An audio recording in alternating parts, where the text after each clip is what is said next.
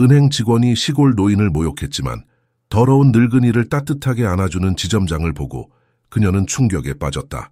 서울 중심가의 고층 건물들 사이 화려한 대리석으로 꾸며진 은행 로비는 마치 다른 세상처럼 반짝였다.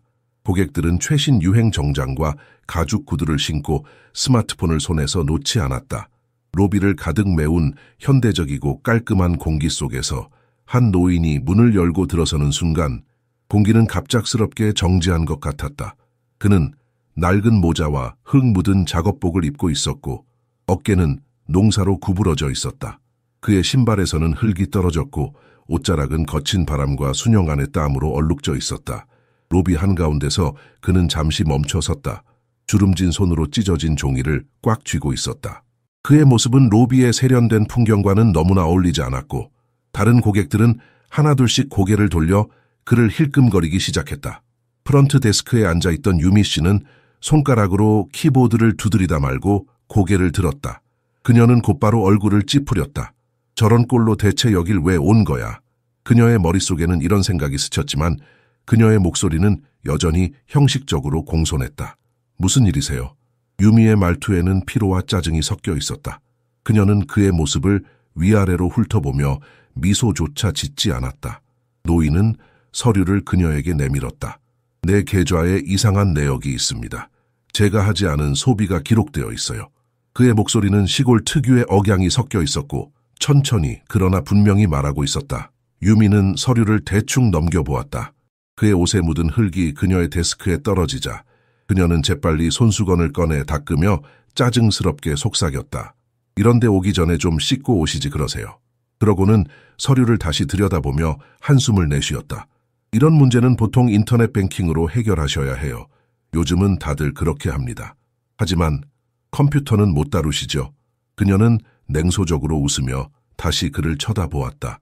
그의 손가락은 농사일로 거칠게 갈라져 있었고 그녀는 속으로 그가 키보드조차 제대로 다룰 줄 모를 거라 확신했다.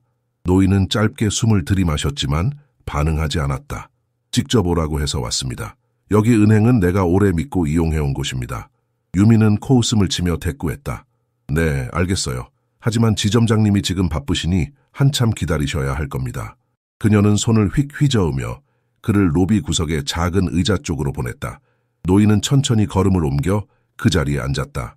주변 고객들은 흙 묻은 그의 옷과 신발을 보며 얼굴을 찌푸리며 자리를 피했다. 정말 대단하네요. 저런 꼴로 은행까지 올 생각을 하다니. 아니, 집에서 씻지도 않고 왔나 봐. 속삭이는 말들이 그의 주변에서 오갔다. 하지만 노인은 들은 척도 하지 않았다. 그저 종이를 손에 꼭 쥔 채 천천히 고개를 숙였다.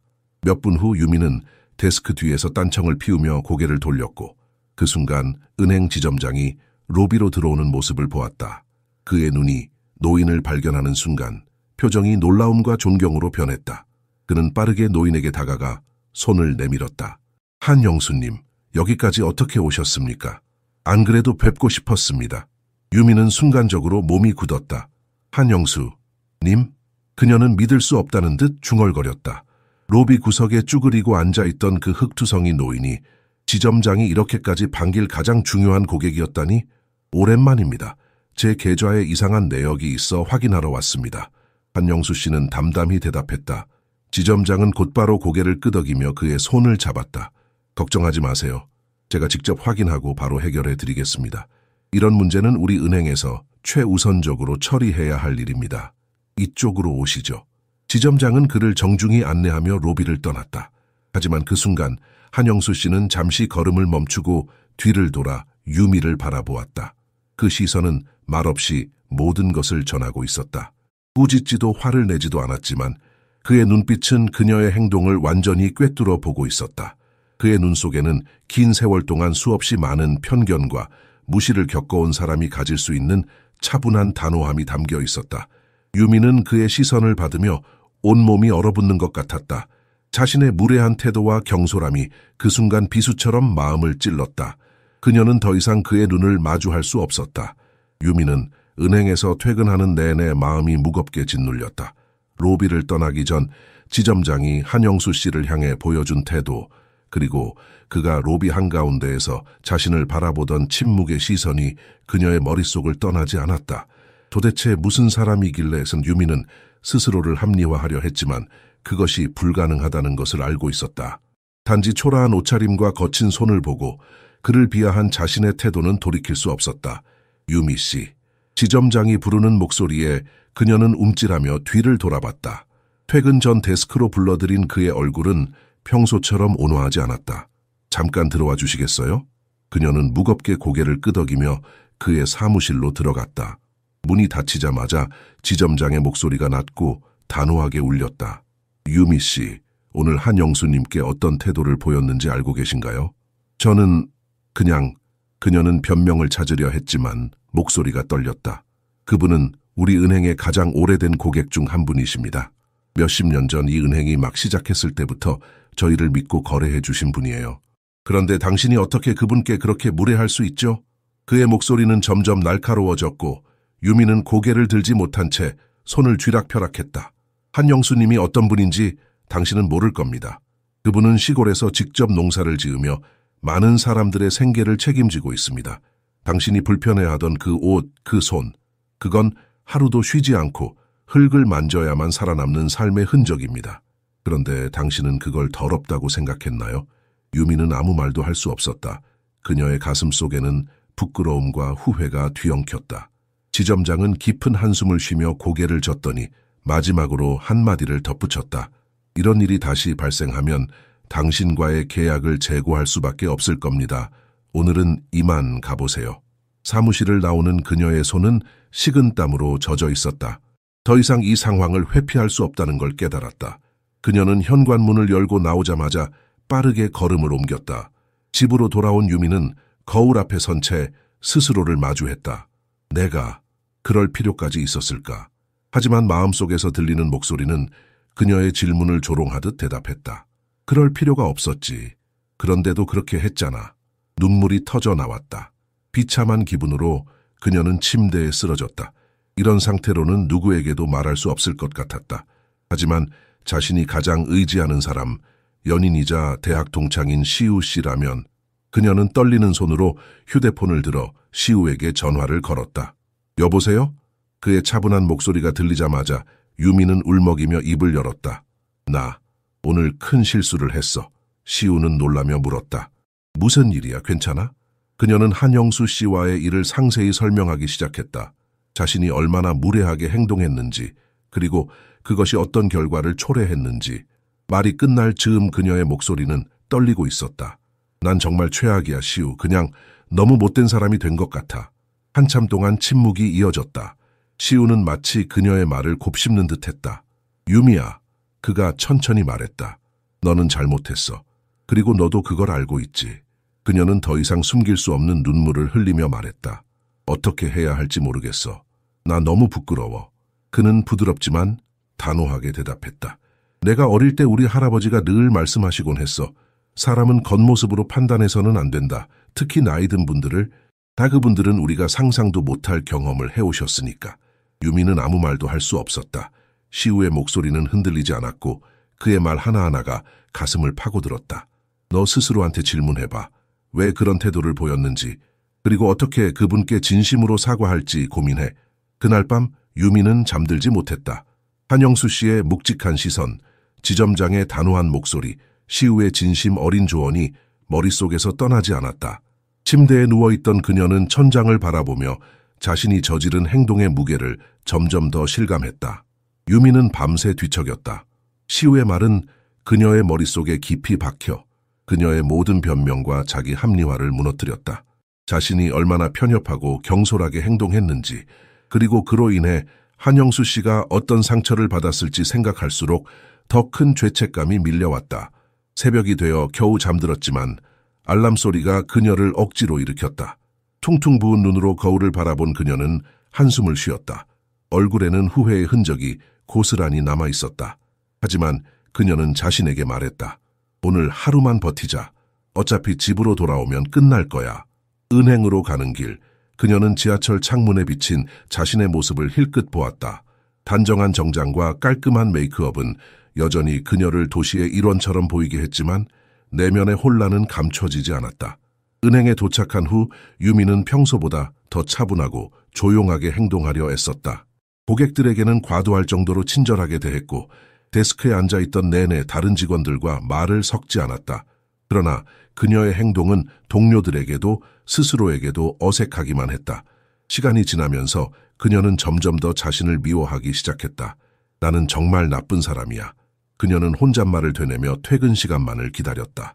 집으로 돌아온 유미는 저녁 식사를 준비하던 어머니를 도왔다.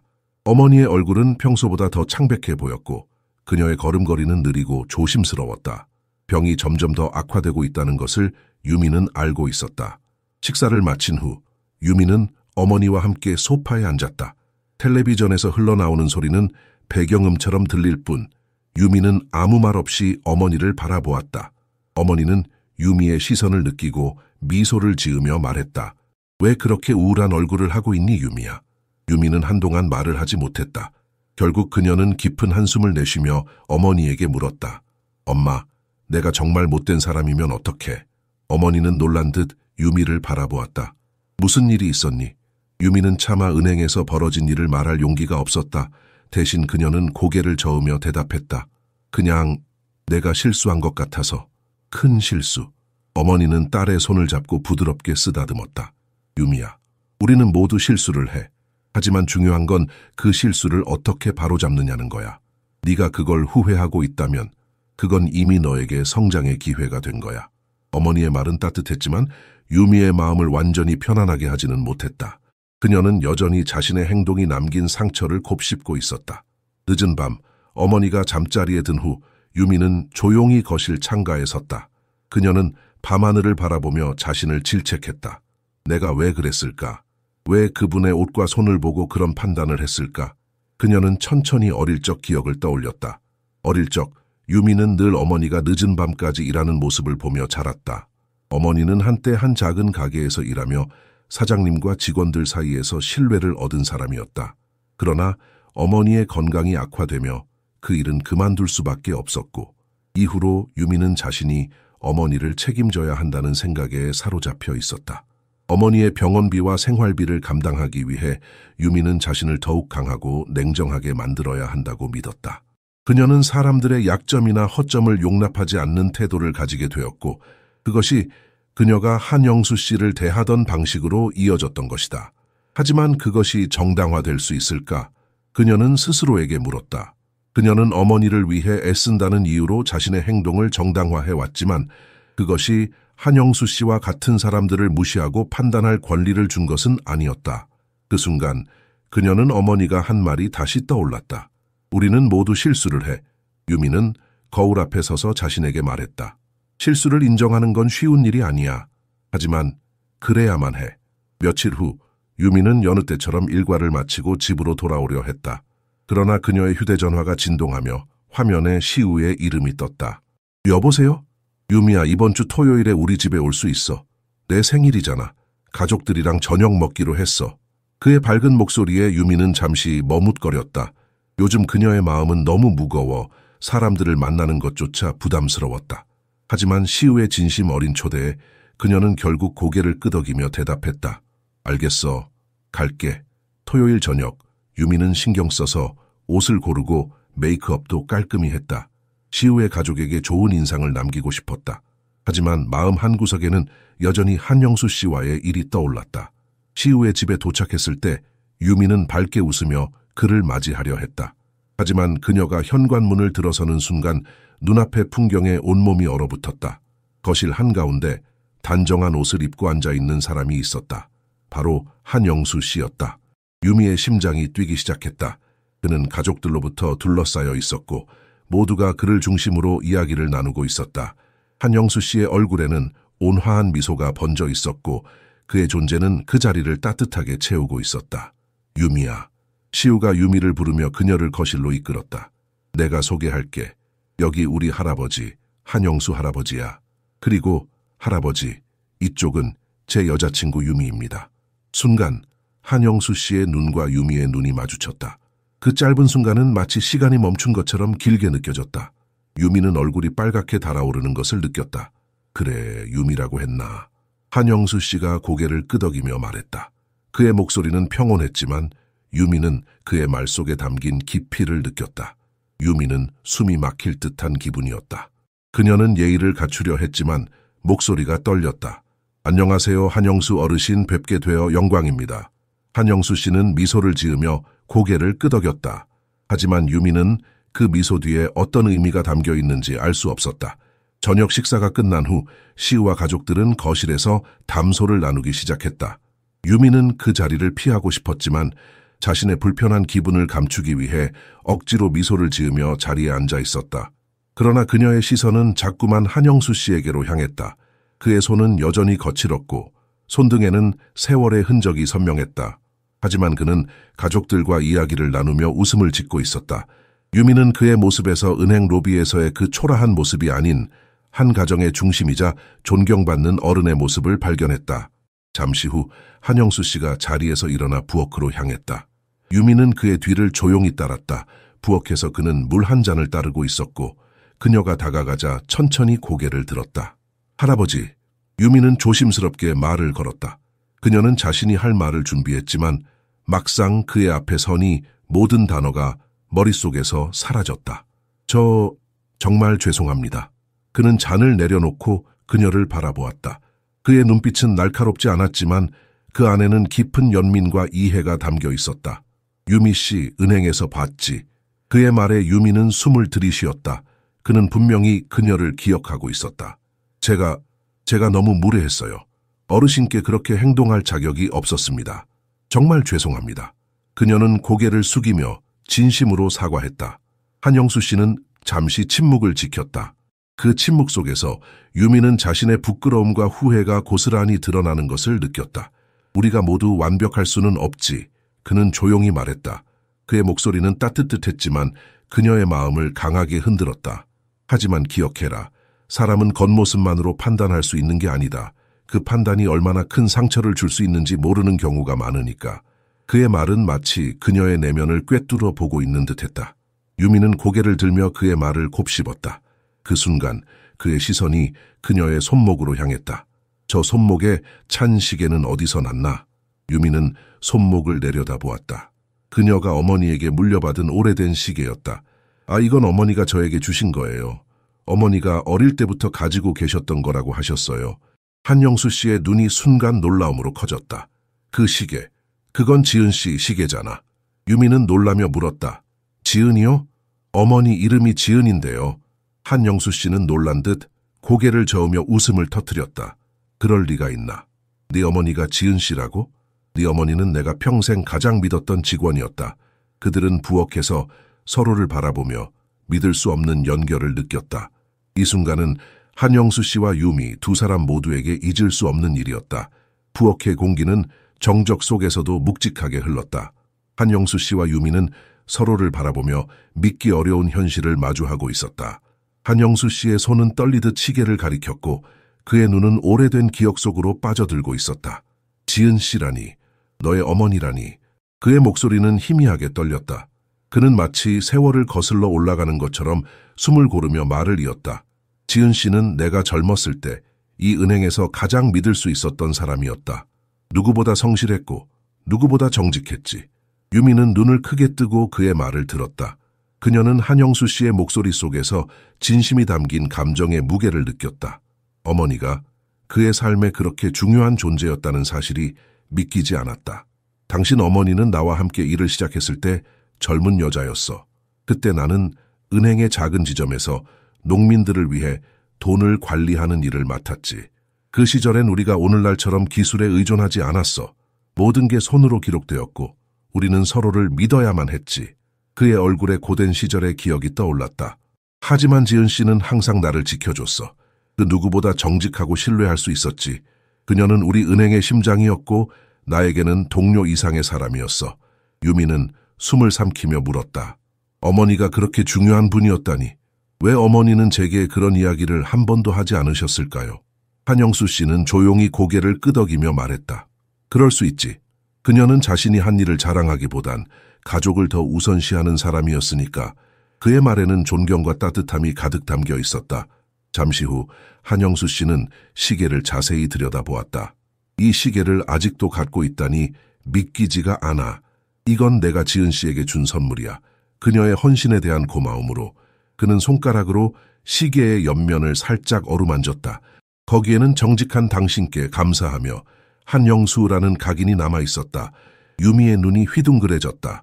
어머니가 이 시계의 유래에 대해 한마디도 하지 않았던 이유를 이해할 수 없었다. 어머니는 저에게 그저 이 시계는 중요한 시계야. 잘 간직해라고만 말씀하셨어요. 한영수 씨는 씁쓸한 미소를 지었다. 그게 지은 씨였지. 그녀는 늘 자신보다 다른 사람들을 먼저 생각했어. 유미는 가슴이 찢어질 듯 아팠다.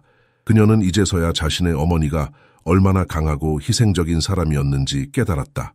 그리고 자신이 은행에서 보여준 행동이 얼마나 어머니의 가치관과 배치되었는지를 생각하니 부끄러움과 죄책감이 가슴을 짓눌렀다. 사실 유미는 망설이며 입을 열었다. 그녀의 목소리는 떨리고 있었다. 어머니는 지금 많이 아프세요. 병이 점점 악화되고 있어요. 그래서 제가 은행에서 일하며 어머니를 돕고 있어요. 하지만 제가 더 할 수 있는 일이 없어서 그녀의 말은 점점 잦아들며 눈물로 목이 메었다. 한영수 씨의 표정은 단단해졌다. 그의 눈에는 걱정과 동시에 결단이 스쳤다. 지은 씨가 아프다고. 그는 유미의 손을 붙잡으며 깊게 한숨을 내쉬었다. 그녀가 나에게 얼마나 많은 도움을 줬는지 너는 모를 거야. 그녀가 아니었다면 나 역시 오늘날까지 버티지 못했을지도 몰라. 그녀는 늘 다른 사람을 위해 살아온 사람이었지. 그는 잠시 고개를 떨군 차에 생각에 잠겼다. 유미 씨. 그는 고개를 들어 그녀를 바라보며 말했다. 내가 도와줄게. 네 어머니가 다시 건강을 되찾을 수 있도록 내가 할 수 있는 건 다 해볼게. 유미는 그의 말을 듣고 깜짝 놀랐다. 하지만 그렇게까지 하실 필요는 없어요. 저는 그저 그녀는 말을 잇지 못했다. 필요 없어? 그는 조용하지만 단호한 목소리로 대답했다. 그건 내가 결정할 일이야. 네 어머니는 나에게 한때 가족 같은 존재였어. 그리고 나는 가족을 외면하지 않아. 그의 단호한 태도에 유미는 더 이상 반박할 수 없었다. 그녀는 눈물을 흘리며 고개를 숙였다. 감사합니다. 정말 감사합니다. 한영수 씨는 부드럽게 그녀의 어깨를 토닥였다. 고맙다는 말은 필요 없어. 네 어머니가 나를 위해 한 일에 비하면 내가 하는 건 아무것도 아니야. 그날 밤 유미는 집으로 돌아와 어머니에게 그날의 이야기를 전했다. 어머니는 한영수 씨의 이름을 듣고 미소를 지으며 이렇게 말했다. 그 사람은 정말 훌륭한 분이야. 내가 은행에서 일하던 시절 늘 나를 믿어줬고 내게 기대를 걸어줬어. 그 미소는 병으로 쇠약해진 얼굴에 빛을 더했다. 유미는 그 모습을 보며 속으로 다짐했다. 어머니를 위해 더 나은 사람이 되어야겠어. 유미는 한영수 씨의 도움으로 어머니가 더 나은 치료를 받을 수 있게 되면서 마음속 깊은 곳에서 변화가 일기 시작했다. 어머니가 병원으로 옮겨진 첫날, 유미는 병실 침대에 누워있는 어머니를 바라보며 조용히 눈물을 흘렸다. 어머니는 여전히 쇠약해 보였지만 표정만큼은 안도감과 희미한 희망으로 차 있었다. 유미야. 어머니는 가늘고 힘없는 목소리로 말했다. 모든 게 내 덕분이야. 네가 이렇게 날 위해 애써줘서. 유미는 어머니의 손을 꼭 잡았다. 아니에요, 엄마. 제가 부족해서 너무 늦었을지도 몰라요. 그녀의 목소리는 떨렸고 죄책감과 후회의 무게가 그녀를 짓눌렀다. 늦다니 그런 말 하지 마. 어머니는 고개를 저으며 부드럽게 미소 지었다. 너는 내가 가장 자랑스러워하는 딸이야. 힘든 상황에서도 나를 위해 포기하지 않고 여기까지 왔잖아. 그 말에 유미는 어머니를 껴안으며 조용히 눈물을 흘렸다. 그녀는 어머니를 더 잘 돌보겠다는 결심을 굳혔고 그 결심은 그녀의 내면뿐만 아니라 행동에서도 서서히 드러나기 시작했다. 며칠 뒤 유미는 평소와 다르게 은행으로 출근했다. 이전과는 달리 그녀의 발걸음에는 확신이 있었고 얼굴에는 약간의 결의가 서려 있었다. 그녀는 이제껏 스스로를 방어하기 위해 만들어왔던 가식적이고 차가운 태도를 벗어던지고 고객을 진심으로 대하기로 마음먹었다. 조유미 씨 괜찮아요? 동료 직원이 그녀의 행동 변화를 눈치채고 조심스럽게 물었다. 유미는 가볍게 웃으며 대답했다. 네, 괜찮아요. 아니요, 이제부터는 정말 괜찮아질 거예요. 그날 한 노부부가 은행에 찾아왔다. 허리가 굽고 손이 떨리는 할머니가 남편의 부축을 받으며 천천히 들어섰다. 유미는 그들을 보자 순간적으로 한영수 씨를 떠올렸다. 과거의 그녀라면 불편한 표정을 지었겠지만 지금은 아니었다. 어서 오세요. 도와드릴게요. 유미는 진심 어린 미소로 그들을 맞이했다. 노부부는 고맙다는 듯 고개를 숙였고 그녀는 천천히 그리고 친절하게 업무를 처리했다. 노부부가 떠난 후 유미는 자리에 앉아 스스로에게 작은 만족감을 느꼈다. 그녀는 비로소 자신의 일에 의미를 부여할 수 있는 방법을 깨닫고 있었다. 며칠 후 한영수 씨가 은행을 다시 방문했다. 그는 깔끔한 셔츠와 바지를 입고 있었지만 여전히 그의 손에는 농사의 흔적이 남아 있었다. 유미는 그를 보자 반갑게 미소 지었다. 안녕하세요, 한영수 어르신. 오랜만에 뵙네요. 그는 고개를 끄덕이며 그녀를 바라보았다. 유미 씨, 잘 지냈나? 표정이 밝아졌네. 그의 말은 단순했지만 유미는 그 말 속에서 그녀가 변화하고 있다는 것을 인정받는 듯한 기분이 들었다. 네, 덕분에요. 그녀는 진심 어린 감사의 마음을 담아 대답했다. 한영수 씨는 잠시 그녀를 바라보다 고개를 끄덕였다. 잘하고 있어. 내 어머니도 분명 자랑스러워 하실 거야. 그의 말에 유미는 마음 깊은 곳에서부터 따뜻함을 느꼈다. 그는 더 이상 그녀에게 부끄러움을 느끼게 하는 사람이 아니었다. 이제 그는 그녀의 삶에서 중요한 스승이자 인생의 전환점을 만들어준 사람이었다. 그날 밤 유미는 집에서 어머니와 함께 저녁을 먹었다. 어머니는 병원 치료 덕분에 조금씩 건강을 되찾아가고 있었다. 그녀는 어머니가 예전처럼 건강해질 날을 떠올리며 작은 희망을 품었다. 내가 어머니를 위해 할 수 있는 일이 무엇이든 더 해야 해. 유미는 속으로 다짐했다. 그녀는 이제 단순히 어머니의 병을 돕는 것을 넘어 어머니가 자랑스러워하는 사람이 되고 싶었다. 며칠 후 유미는 어머니의 병원비 지원에 대해 정식으로 감사 인사를 드리기 위해 한영수 씨를 찾아갔다. 그는 여느 때처럼 검소한 옷차림으로 집 앞에 나와 그녀를 맞이했다. 어서 와. 무슨 일로 왔나? 그의 목소리는 평소처럼 차분했지만 유미는 그 말 속에 느껴지는 따뜻함에 마음이 울컥했다. 도움 주신 것에 대해 정식으로 감사드리고 싶어서요. 어머니 치료비를 지원해 주신 덕분에 어머니 상태가 점점 좋아지고 있어요. 정말 감사드립니다. 유미는 고개를 숙이며 진심으로 말했다. 한영수 씨는 잠시 그녀를 바라보다 미소를 지었다. 감사 인사는 할 필요 없어. 내 어머니가 한 일이 내게는 훨씬 더 큰 의미였으니까. 그는 천천히 손짓으로 그녀를 집 안으로 이끌었다. 한영수 씨의 집은 소박했지만 따뜻한 분위기를 풍겼다. 벽에는 그가 농사로 이룬 성과와 함께 가족들과의 추억이 담긴 사진들이 걸려 있었다. 유미는 집 안을 둘러보며 그가 어떤 사람인지 더 깊이 이해할 수 있었다. 그는 테이블에 앉으며 그녀에게 자리를 권했다. 너와 이야기를 나누고 싶었어. 네가 겪은 일도 그리고 너 자신에 대해서도. 그의 말은 마치 스승이 제자에게 건네는 충고처럼 느껴졌다. 유미는 조심스럽게 입을 열었다. 저는 제가 은행에서 했던 일이 너무 부끄러워요. 어머니를 생각하며 열심히 살았다고 믿었지만 사실은 다른 사람들을 무시하고 판단했던 것 같아요. 그녀의 목소리는 점점 떨렸고 고백하는 동안 눈물이 맺히기 시작했다. 한영수 씨는 그녀의 말을 가만히 듣고 나서 천천히 입을 열었다. 네가 느낀 부끄러움은 성장의 시작이야. 우리는 모두 실수를 하지. 중요한 건 그 실수를 통해 무엇을 배우느냐야. 그의 말은 유미의 마음을 울렸다. 그는 그녀에게 한 가지 이야기를 들려주었다. 내가 젊었을 때 나도 한 번은 큰 실수를 한 적이 있었어. 그때 내가 도와야 할 사람들을 판단하고 외면했었지. 결국 그들의 고통을 뒤늦게 깨달았을 때 나는 내 행동을 평생 후회했어. 그래서 그 이후로는 사람을 겉모습이나 배경으로 판단하지 않겠다고 결심했지. 유미는 그의 이야기를 들으며 그의 눈에 서린 진심을 느낄 수 있었다. 그는 단순히 인생의 성공자가 아니라 실수를 통해 배움을 얻고 그것을 행동으로 실천해온 진정한 어른이었다. 그 순간 유미는 속으로 다짐했다. 나도 어머니처럼 그리고 한영수 어르신처럼 더 나은 사람이 되어야 해. 그녀는 작게 고개를 끄덕이며 말했다. 저도 앞으로 더 나은 사람이 되겠습니다. 어머니가 제게 보여주신 삶의 태도 그리고 어르신께 배운 교훈을 잊지 않고요. 한영수 씨는 미소를 지으며 고개를 끄덕였다. 그렇다면 나도 더 바랄 게 없겠구나. 그들의 대화는 한동안 이어졌고 유미는 그와의 대화를 통해 자신이 걸어야 할 길에 대해 더 깊은 통찰을 얻을 수 있었다. 집으로 돌아가는 길, 유미는 어머니의 병실에 들렀다. 어머니는 여전히 환히 웃으며 그녀를 맞이했다. 유미야, 오늘 하루 어땠니? 유미는 미소를 지으며 어머니의 손을 잡았다. 많이 배웠어요, 엄마. 그리고 더 나은 딸이 될게요. 어머니는 딸의 손을 꼭 잡으며 눈가에 맺힌 눈물을 살짝 닦았다. 너는 이미 나에게는 가장 소중한 딸이란다.